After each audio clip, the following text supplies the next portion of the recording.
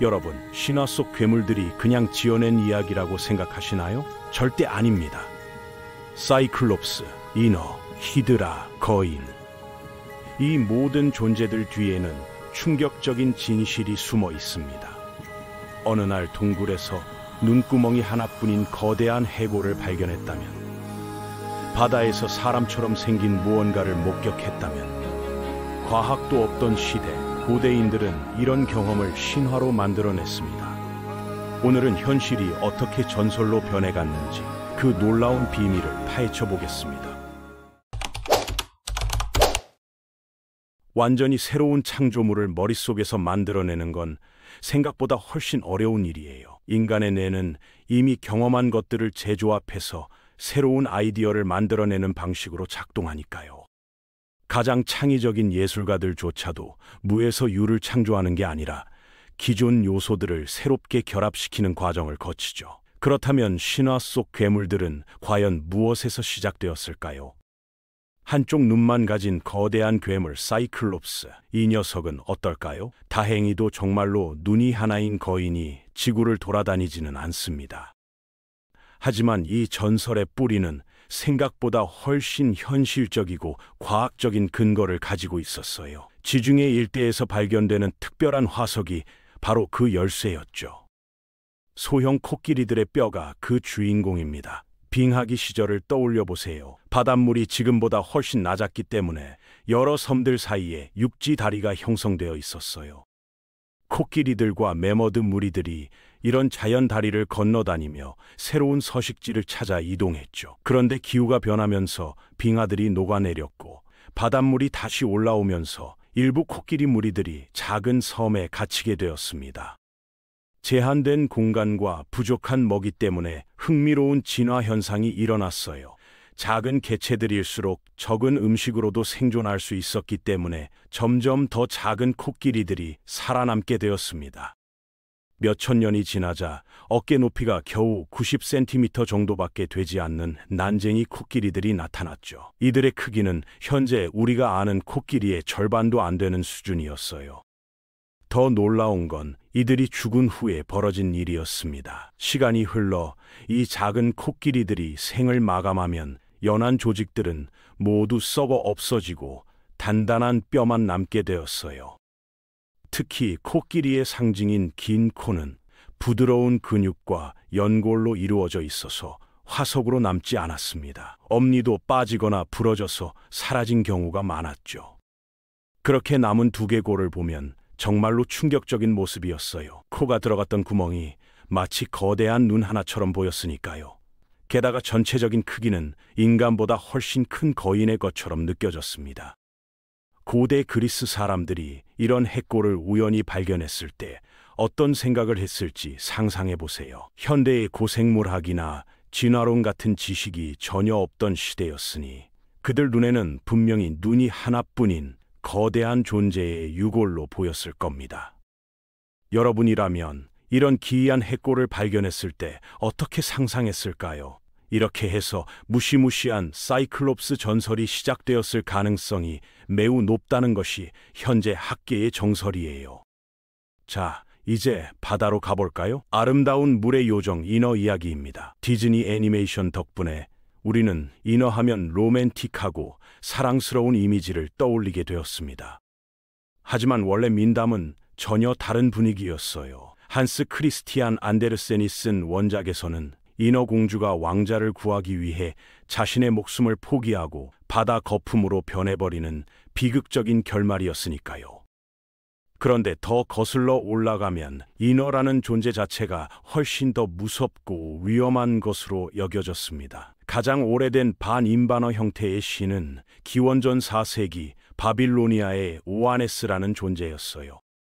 이 신은 낮 동안 바다에서 나와 인간들에게 지혜를 가르쳐주고 해가 지면 다시 바닷속으로 돌아간다고 믿어졌죠. 그리스 신화의 사이렌들도 원래는 새의 몸을 가진 존재였는데 시간이 흐르면서 점점 물고기 꼬리를 가진 모습으로 변화했습니다. 호메로스의 오디세이에서 묘사되는 사이렌들은 아름다운 노랫소리로 선원들을 유혹해서 배를 난파시키는 악마 같은 존재였어요. 전 세계 바다를 누비던 탐험가들도 인어를 봤다고 주장하는 경우가 많았습니다. 크리스토퍼 콜럼버스가 1493년 항해 중에 인어를 목격했다고 기록한 것이 대표적인 사례죠. 하지만 현실은 좀 다른 이야기였습니다. 그가 본 것은 실제로는 매너티라고 불리는 바다소였어요. 매너티는 몸 길이가 3m 정도 되는 꽤 큰 바다 포유 동물인데 멀리서 보면 사람 같은 실루엣을 만들어낼 수 있었습니다. 특히 어두운 저녁이나 새벽 시간대에는 더욱 그럴듯하게 보였을 테죠. 흥미롭게도 매너티는 분류학적으로는 코끼리와 더 가까운 친척 관계에 있습니다.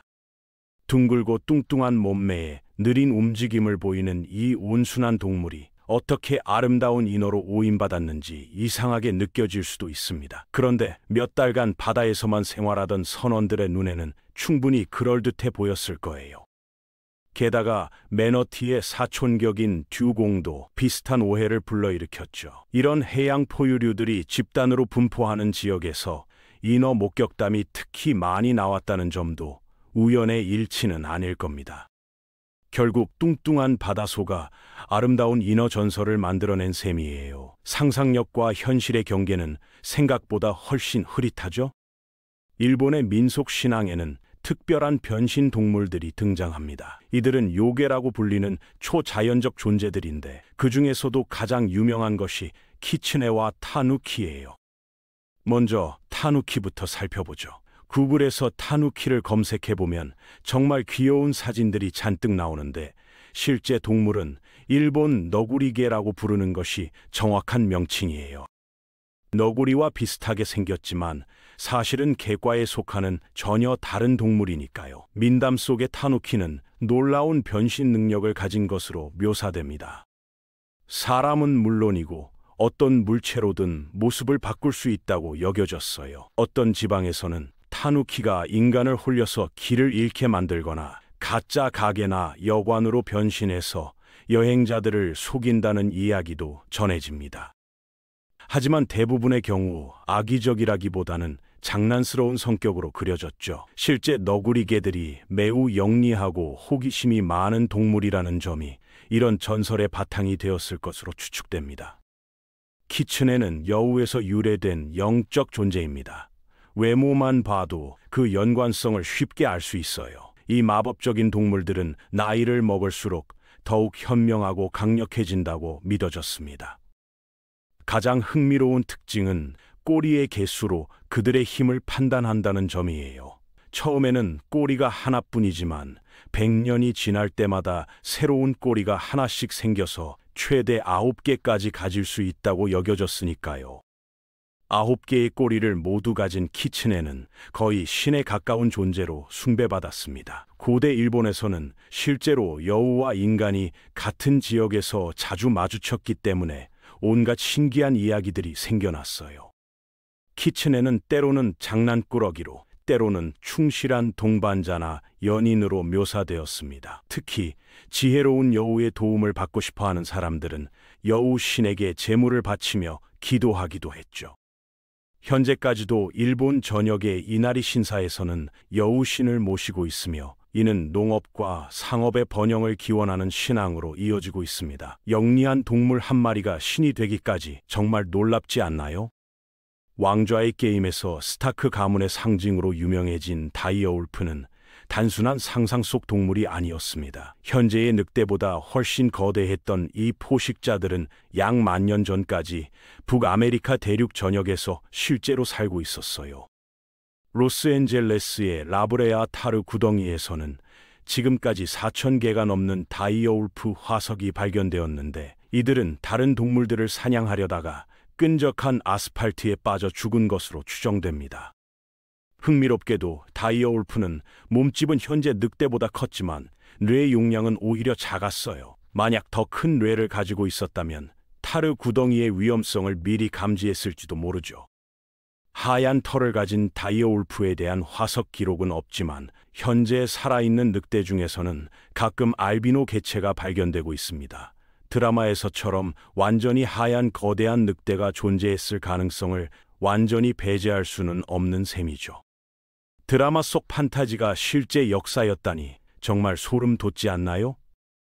그리스 신화에 등장하는 히드라는 여러 개의 머리를 가진 무시무시한 바다뱀으로 묘사됩니다. 전설에 따르면 9개의 머리 중 하나는 불멸의 특성을 지니고 있었고, 하나를 자르면 2개가 새로 자라나는 무서운 괴물이었어요.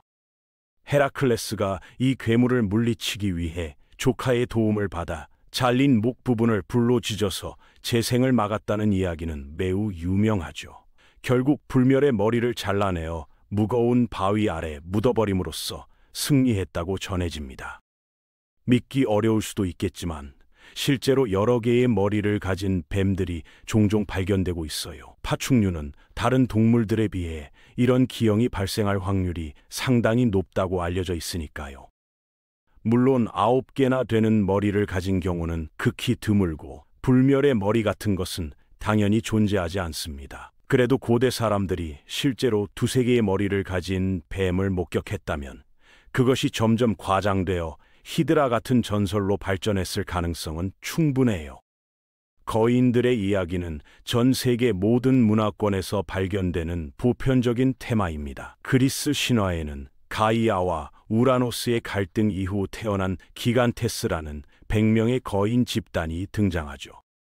북유럽 신화의 이미르는 얼음과 불이 만나는 곳에서 탄생한 최초의 거인으로 여겨집니다. 이런 신화적 거인들의 실제 모델이 된 것은 거인증이라는 의학적 상태를 가진 사람들이었을 가능성이 높아요.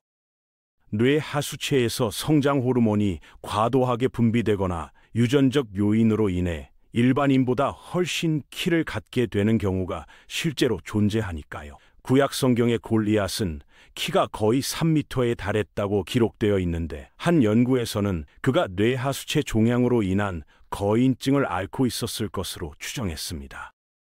이런 상태는 종종 시야 장애를 동반해요. 다윗의 돌팔매가 명중했을 때 골리앗이 제대로 반응하지 못했을 수도 있다고 분석되고 있죠. 역사상 가장 키가 컸던 사람으로 기록된 로버트 워들로는 2m 72cm의 키에 199kg의 체중을 가지고 있었습니다.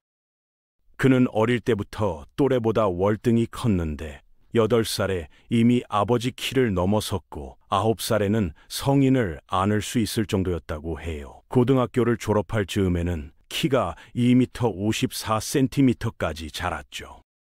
이런 극단적인 사례들이 고대 사회에서는 신화나 전설로 각색되어 전해졌을 것입니다. 신화 속 거인들이 실제로 우리 곁에 살았다니 정말 경이롭지 않나요?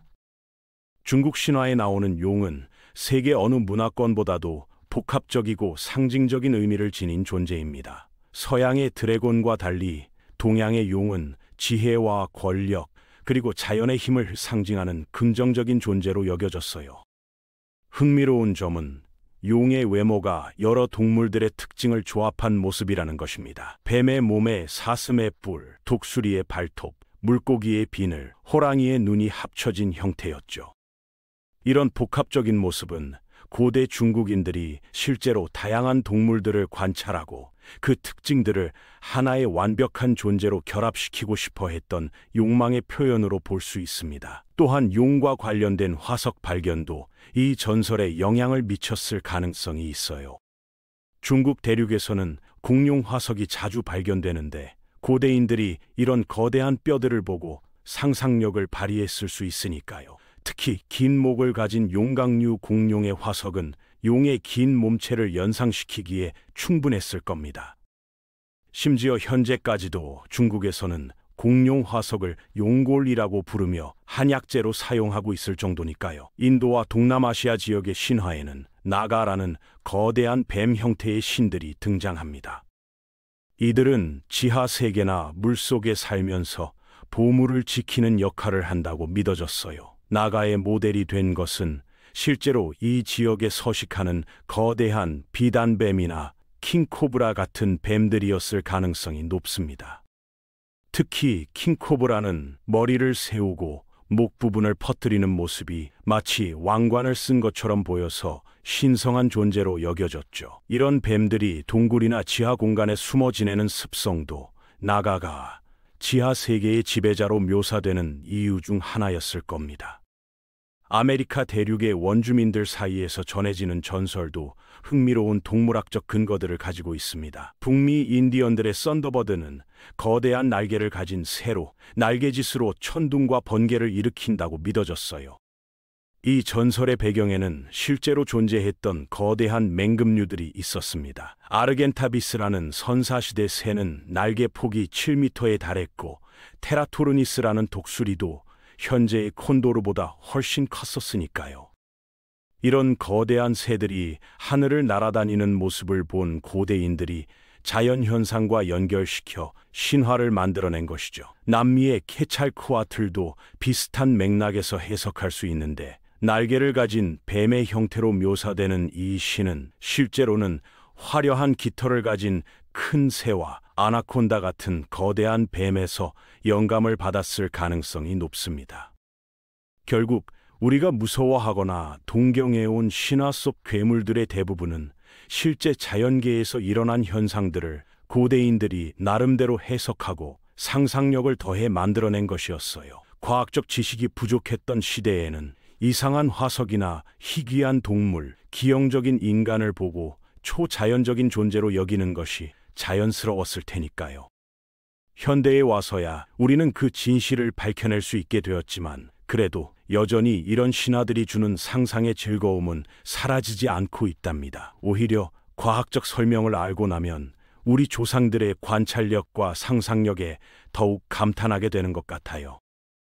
그들은 제한된 지식 속에서도 자연현상을 나름대로 설명하려고 노력했고, 그 과정에서 인류 문화의 소중한 유산을 만들어냈죠. 상상과 현실의 경계에서 지금 이 순간에도 새로운 신화는 만들어지고 있습니다.